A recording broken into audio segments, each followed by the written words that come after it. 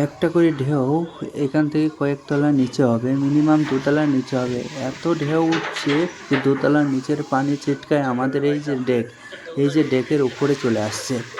সুবহানাল্লাহ। আমি শুধু আপনাকে ঢেউগুলোর অবস্থাটা একটু দেখাই।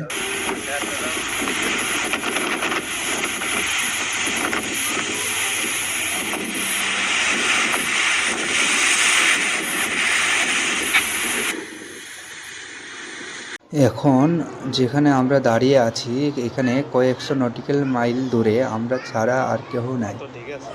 এরকম সিচুয়েশনে আমাদের ভয় লাগে কি না, আদৌ আমরা ঠিকভাবে থাকতে পারি কি না, আমাদের কোনো সমস্যা হয় কি না, এ সমস্ত বিস্তারিত তথ্য এই ভিডিওর মাধ্যমে আপনাদেরকে জানাবো।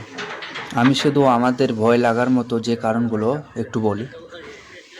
যদি আমরা, আল্লাহ না করুক, বিপদ হয়, আমাদের জাহাজ বা আমি যদি নিচে পড়ে যাওয়ার সাথে এই যে সমুদ্রের কন্ডিশন, আমাদের সমুদ্রটা দেখেন কি পরিমাণে উত্তাল।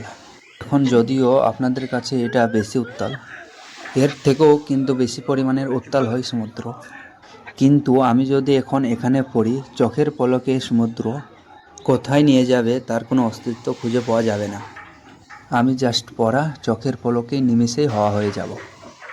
এখানে সমুদ্রের অবস্থাটা আপনারা আজকে একটু দেখুন।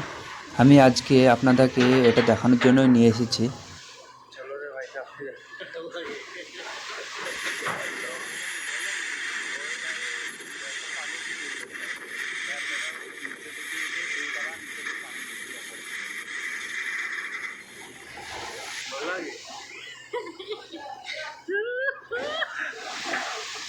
আল্লাহু আকবার।